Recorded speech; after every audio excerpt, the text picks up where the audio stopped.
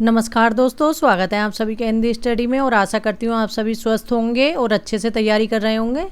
ठीक है, आज हम भक्ति काल के वस्तुनिष्ठ क्वेश्चन पढ़ेंगे जो हमारे अच्छे क्वेश्चन है। ये जो एग्जाम में रिपीट होते रहते हैं ये वाले क्वेश्चन, आप देखोगे तो खुद समझ में आ जाएगी वो चीज़। ठीक है, और आप मेरे चैनल पर पहली बार आए हैं तो चैनल को सब्सक्राइब कर लेना, बेल आइकन को क्लिक कर लेना जिससे आने वाली वीडियो को नोटिफिकेशन आपको मिल सके।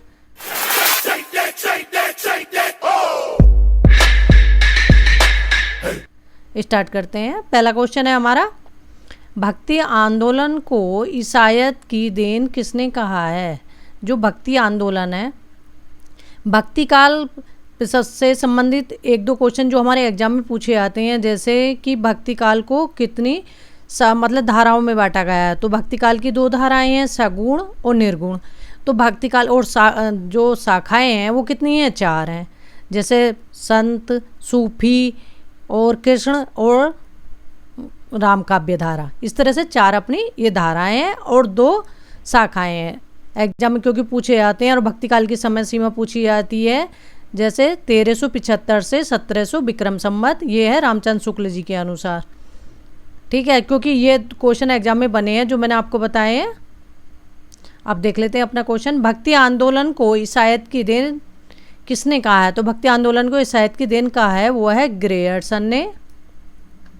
भक्ति काव्य को भारतीय चिंतन धारा का स्वाभाविक विकास किसने कहा है? तो जो भक्ति काव्य है उसको भारतीय चिंतन धारा का स्वाभाविक विकास किसने कहा है? वो कहा है हजारी प्रसाद द्विवेदी जी ने।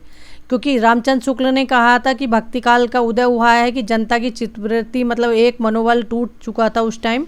इस तरह से उन्होंने एक्सप्लेन करा। आप रामचंद्र शुक्ल जी का हिंदी साहित्य का इतिहास पढ़ेंगे तो उसमें विस्तार से आपको सब कुछ मिल जाएगा। और मेरा मानना है कि आपको एक बार ज़रूर पढ़ना चाहिए अगर तैयारी कर रहे हैं। ठीक है, आगे देखते हैं। पराजय के बाद व्यक्ति अपनी आध्यात्मिक श्रेष्ठता प्रदर्शित करना चाहता है, यही मनोवृत्ति भक्ति आंदोलन का स्रोत है। यह कथन किसका है? तो ये कथन है बाबू गुलाब राय जी का। भक्ति काल को हिंदी साहित्य का स्वर्ण युग किसने कहा है? जो भक्ति काल है उसे हिंदी साहित्य का स्वर्ण युग किसने कहा है?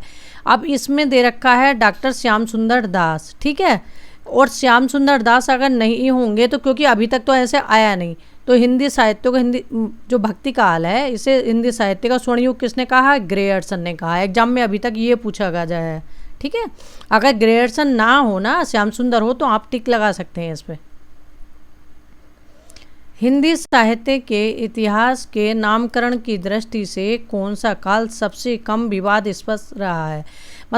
जो काल का नामकरण, क्योंकि आदि काल का, रीति काल का नामकरण आज सबसे ज़्यादा विवादित जो रहा है वो आदि काल रहा है। किसी ने कुछ कहा, किसी ने कुछ कहा। ठीक है, अलग अलग नाम दिए सबने अपने, लेकिन भक्ति काल में ऐसा नहीं था। ये सबसे विवाद भक्ति काल में ही रहा है।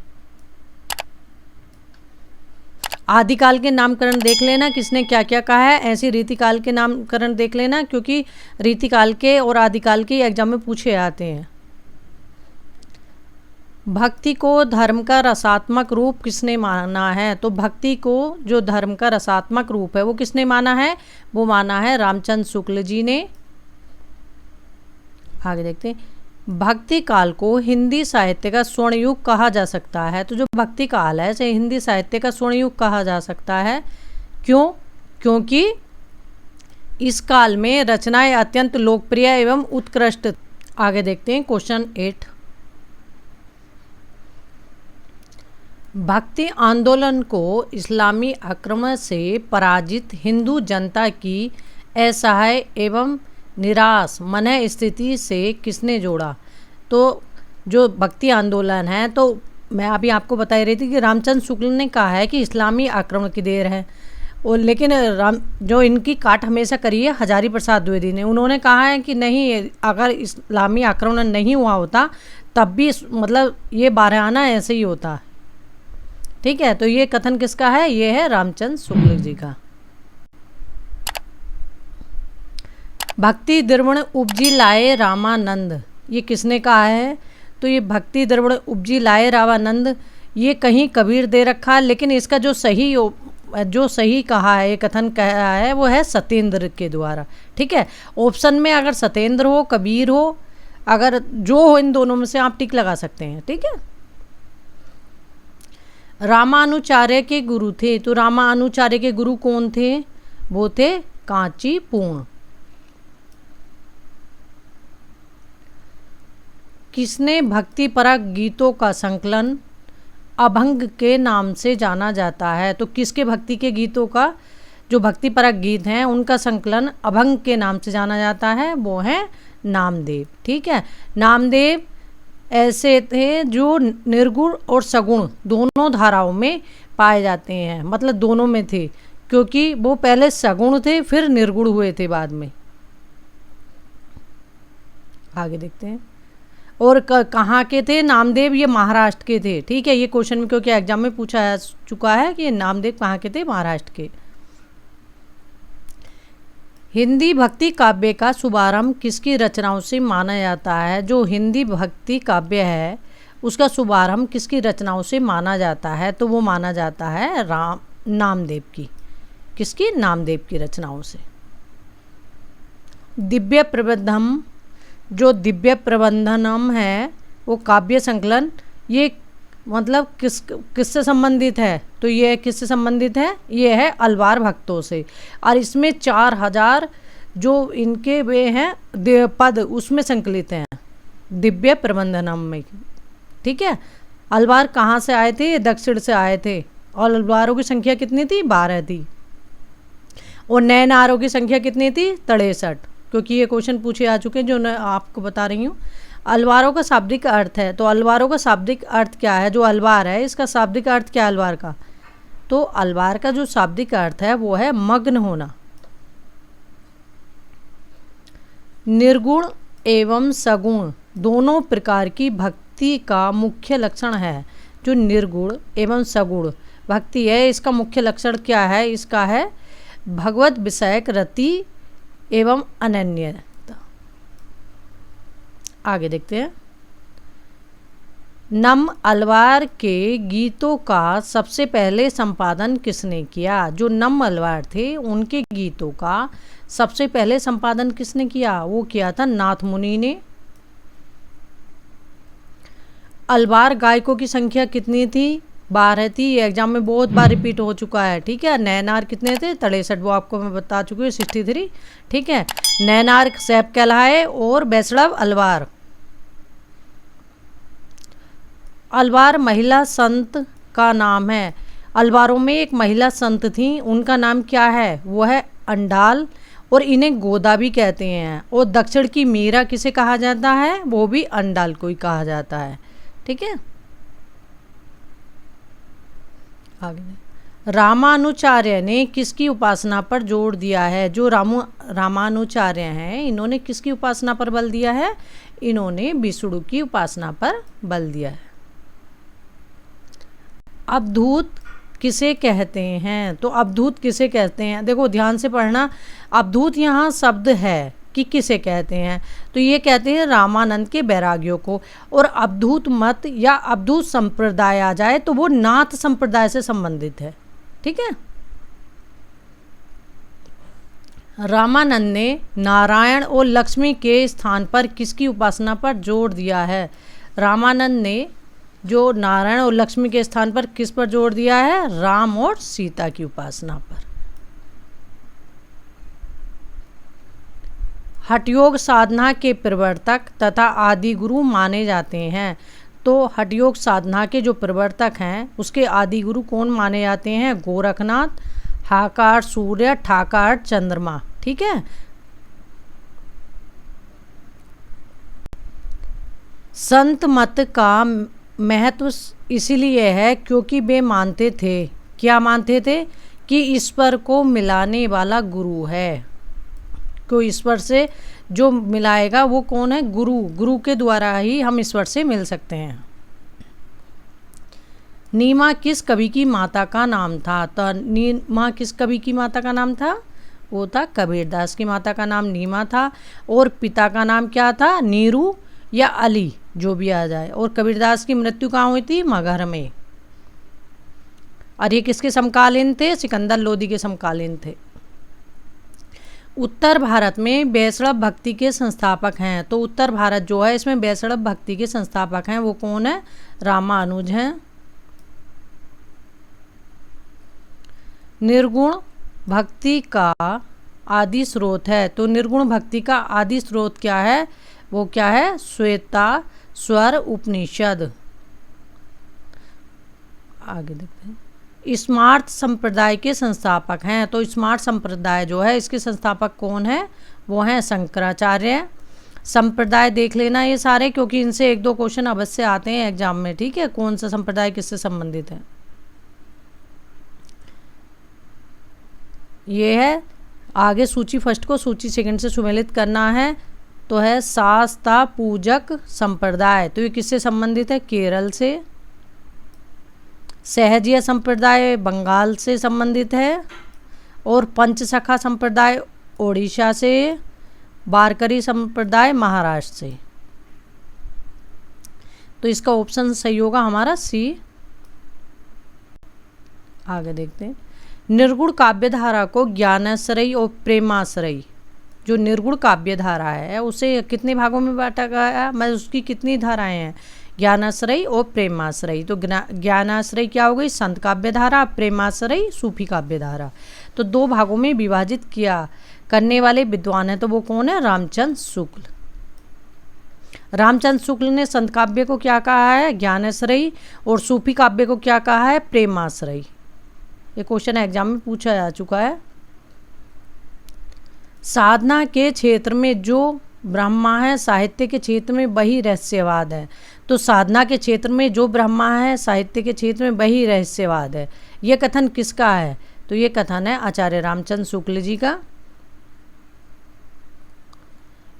विष्णु का सर्वप्रथम उल्लेख मिलता है। जो विष्णु हैं इनका सर्वप्रथम उल्लेख कहाँ मिलता है? तो वो कहाँ मिलता है? ऋग्वेद में मिलता है। वैष्णव धर्म के संस्थापकों में नहीं है। जो वैष्णव धर्म है उसके संस्थापकों में इनमें से कौन से नहीं है? वो नामदेव नहीं है। भक्ति आंदोलन का सूत्रपात उत्तर भारत में न होकर दक्षिण भारत में हुआ, इसके मूल कारण में कौन सा कथन सत्य है? तो इसमें ऑप्शन हमारा ए सही होगा। दक्षिण भारत पूर्णतः निरपद था। क्या ऑप्शन हमारा? दक्षिण भारत पूर्णतः निरापद था। अद्वैत दर्शन के प्रवर्तक हैं। तो अद्वैत दर्शन जो है वो किनका है? शंकराचार्य का है। सूची फर्स्ट को सूची सेकंड से सुमेलित करना है। इसमें देखना है तो ये दर्शन है और ये इनके प्रवर्तक हैं, ठीक है? शुद्धाद्वैतवाद वल्लभाचार्य, अद्वैतवाद शंकराचार्य, विशिष्ट द्वैतवाद रामानुचार्य, द्वैताद्वैतवाद माधवाचार्य, ठीक है? शुद्धाद्वैतवाद वल्लभाचार्य, अद्वैतवाद शंकराचार्य, विशिष्ट द्वैतवाद रामानुचार्य, द्वैतवाद माधवाचार्य, द्वैताद्वैत निम्बार्काचार्य, ठीक है? तो इसमें ऑप्शन हमारा सी सही होगा। द्वैतवाद के प्रवर्तक आचार्य शंकर को कुछ पुराण पंथियों ने प्रच्छन्न बोध कहा है। क्यों कहा है? क्योंकि बौद्ध धर्म में सभी मनुष्य समान है। शंकराचार्य ने इसी का अनुकरण किया है। अद्वैतवाद के अनुसार है। तो अद्वैतवाद के अनुसार क्या है? जीव और ब्रह्म क्या हैं? एक हैं। जीव और ब्रह्म क्या हैं? एक हैं। अद्वैतवाद मतलब दोनों अलग अलग नहीं, एक मानते हैं जिसको। भक्ति आंदोलन को दक्षिण से उत्तर भारत लाने का श्रेय किसको है? तो जो भक्ति आंदोलन है उसे दक्षिण से उत्तर भारत लाने का श्रेय किसको है? यह है रामानंद। भक्ति आंदोलन मतलब दक्षिण भारत से शुरू हुआ था, लेकिन जो मतलब उसे पूरा फलने फूलने का जो मतलब माहौल मिला है वो उत्तर भारत में आकर मिला था। हरिदासी संप्रदाय के प्रवर्तक हैं। तो हरिदासी संप्रदाय किसका है? स्वामी हरिदास जी का है। वैष्णव धर्म के वैष्णव धर्म के 4 प्रमुख आचार्यों में से किसने अपने सिद्धांतों में भक्ति और ज्ञान का समुच्चय माना है? तो वो किसने माना है? रामानुजाचार्य ने। भक्ति और ज्ञान की पृष्ठभूमि में रामावत संप्रदाय का प्रवर्तन किसने किया? भक्ति और ज्ञान की जो पृष्ठभूमि है इसमें रामावत संप्रदाय का प्रवर्तन किसने किया? तो रामावत संप्रदाय का प्रवर्तन किन्होंने किया था? रामानंद ने। ऑप्शन बी सही होगा। वारकरी संप्रदाय के प्रवर्तक हैं, तो वारकरी संप्रदाय के प्रवर्तक कौन है? तो इसका ऑप्शन हमारा सी सही होगा, ज्ञानेश्वर। श्री संप्रदाय के प्रवर्तक आचार्य हैं, तो श्री संप्रदाय के प्रवर्तक आचार्य कौन है? रामानुजाचार्य। रुद्र संप्रदाय के प्रवर्तक हैं, तो रुद्र संप्रदाय के प्रवर्तक कौन है? विष्णु स्वामी है। जम्मकनाथ ने अपने मत का प्रचार करने के लिए किस संप्रदाय की स्थापना की? जो जम्मकनाथ हैं उन्होंने अपना मत प्रचार करने के लिए किस संप्रदाय की स्थापना की थी? तो बिश्नोई संप्रदाय की। ठीक है, बिश्नोई संप्रदाय किससे संबंधित है? जम्मकनाथ से। आगे देखते हैं क्वेश्चन 46 हमारा। अनंतानंद, कबीर, सुखा, सुरसुरानंद, पद्मावती, नरहरि, पीपा, भावानंद, रैदास, धन्ना, सेना, सुरसर की हर घड़ी रामानंद के शिष्यों की यह सूची किस काव्य ग्रंथ में है? तो जो रामानंद के कितने शिष्य थे? 12 शिष्य थे। ठीक है, तो रामानंद के 12 शिष्यों को जो मिलता है वो किस में मिलता है वर्णन? वो मिलता है भक्तमाल में। और भक्तमाल किन की रचना है? नावादास की। कबीर की वाणी का संग्रह बीजक कहलाता है, तो बीजक किसकी वाणी का संग्रह है? कबीर की। और कितने भागों में है? ये है 3 भागों में। ठीक है, साखी, शबद और रमैनी। साखी का अर्थ क्या होता है? साक्षी। और शबद का शब्द, रामायणी का अर्थ है रामायण। ठीक है। भक्ति काल की समय सीमा क्या है? तो भक्ति काल की समय सीमा क्या है? 1375 विक्रम संवत से 1700 विक्रम संवत। ये रामचंद्र शुक्ल जी के अनुसार है। ठीक है, और ये एग्जाम में पूछी जा चुकी है बहुत बार। क्वेश्चन ये ऐसे हैं कि बार बार रिपीट हुए हुए क्वेश्चन है ये। ज्ञानमार्गी कवियों को किस नाम से पुकारा जाता है? जो ज्ञानमार्गी कवि हैं उन्हें किस नाम से पुकारा जाता है? तो उसमें उन्हें पुकारा जाता है संत कवि के नाम से। मैं देखो ऑप्शन इसलिए नहीं पढ़ती क्योंकि सारे ऑप्शन अब मैं पढ़ूं, पहले क्वेश्चन पढ़ूं फिर ऑप्शन, तो इसमें ना कन्फ्यूजन बहुत ज़्यादा होता है। और एक बार जो हमने सुन लिया ना तो ये इस तरह से लगेगा कि एकदम जैसे अगर तुम लेटे हुए भी सुनना है या चलते फिरते भी कहीं ना, तो सटीक आपको याद होता चला जाएगा कि ज्ञानमार्गी कवियों को किस नाम से पुकारा जाता है, संत कवि कहा जाता है, तो सीधे सीधे याद हो गई। अगर 4 ऑप्शन बोलोगे ना तो उसमें कन्फ्यूजन क्रिएट हो जाता है कहीं ना कहीं। ठीक है, तो इसका ऑप्शन हमारा डी सही होगा। 50 नंबर का क्वेश्चन है लास्ट आज का, वो है भक्तमाल के रचनाकार हैं। तो भक्तमाल किन की रचना है? ये नावादास की रचना है और ये एग्जाम में पूछी जा चुकी है भक्तमाल ये। ठीक है, ये भक्ति काल के क्वेश्चन है। इसी तरह से रीति काल, आधुनिक काल और सब जैसे आदिकाल का एक पार्ट डाला था, इस तरह मिक्सअप अपना सारे क्वेश्चन कराऊंगी थोड़े थोड़े करके। और मेहनत करते रहो, लगे रहो और तैयारी करते रहो अच्छे से, क्योंकि लगता है कि अब ज़्यादा समय भी नहीं है, 3-4 महीने में शायद एग्ज़ाम हो जाना चाहिए। ठीक है, करत करत अभ्यासिते जड़मति होए सुजान। ठीक है, थोड़ा थोड़ा भी करोगे तब भी बहुत कुछ हो जाता है। थैंक यू दोस्तों मेरी वीडियो देखने के लिए।